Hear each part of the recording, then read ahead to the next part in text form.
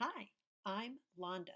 Subscribe to my channel here on YouTube to save yourself money and to get rid of any and all stress as you learn my how-tos for creative sewing.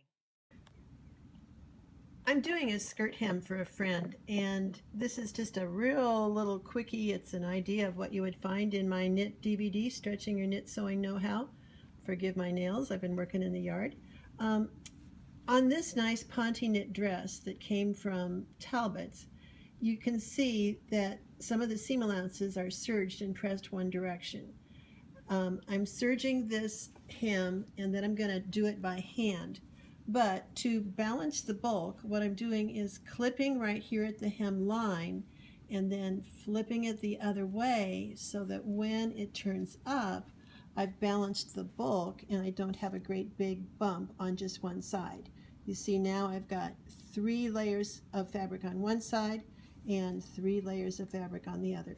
So just a quick hint, as very few seam allowances are any longer pressed open, if they're going one way, clip them at the hemline and throw the seam allowance the opposite direction. That way your hems will look even better. As I'm working on this hem, here's another thing to share with you. There was a vent in the back, and shortening it, there's just not enough extended fabric for the vent to remain, so it's just going to be a slashed open seam. So I'll have to open this up a little bit further, but I cut off the excess vent fabric that was on one side. You can see there was even interfacing here to give that some body.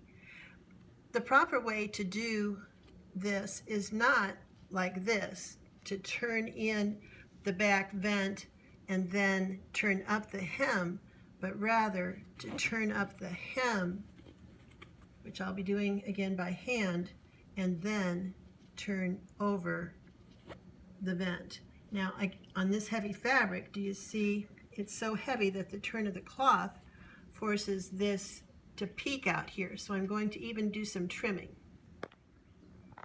Here then is how I've trimmed it out so that I won't have the bulk. I've left a little bit of turn back right there at the very bottom, but now you see this can be slip stitched down and it'll look very nice. I'll show you a little bit when I get it all done. So the hem stitch that I've always done on a nice garment like this is called the Tailor's catch hem, and you can see it's done between the layers instead of over. So I have serged the edge, not that I really would have had to. This is a double knit. I could have just cut it and stitched about 1/4 of an inch away. That would have been fine, but I wanted to maintain the look of the inside of the garment. Here, however, is a seam allowance that was pressed open. This one was pressed one direction, and we already talked about how I clipped at the hemline and balanced the bulk. Let me show you with a single matching thread how I do that Tailor's catch hem. I'm right-handed, so I'm working from left to right. So I take an itsy-bitsy stitch in the garment and then a stitch in the hem allowance. An itsy-bitsy stitch in the garment. Whoops.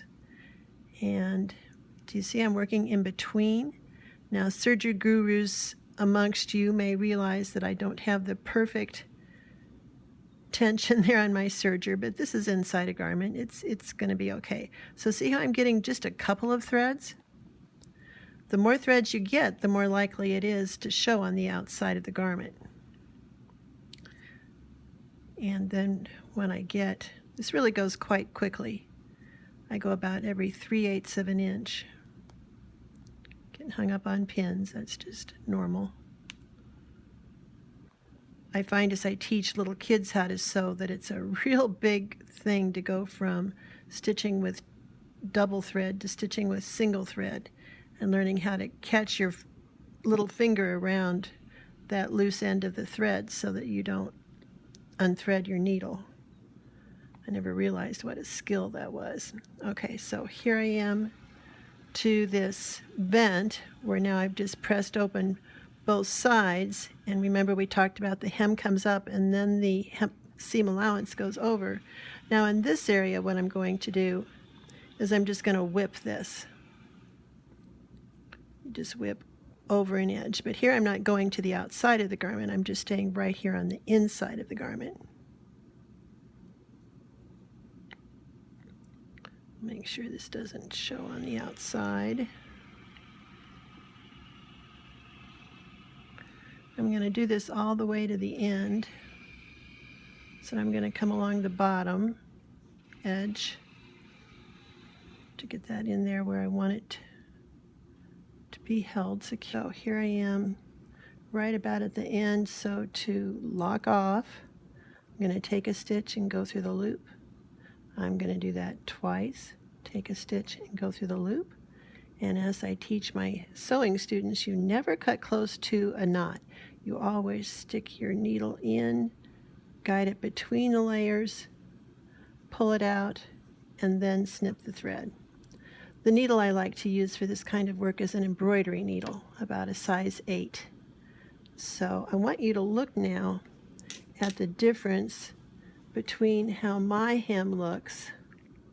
Do you see? You can hardly see anything, versus the original blind hem of the purchased garment. See all these little stitches? That's where I was testing my serger. Do you see all those? Can you get up real close, Cole? You can see almost every stitch where that curved needle of a blind hem machine went in, and it did all of this on the back. But finally picking up just a couple of threads, you can hardly see any stitches at all. So that's how I do the tailor's catch hem and do a quick alteration for a friend on her dress for Easter.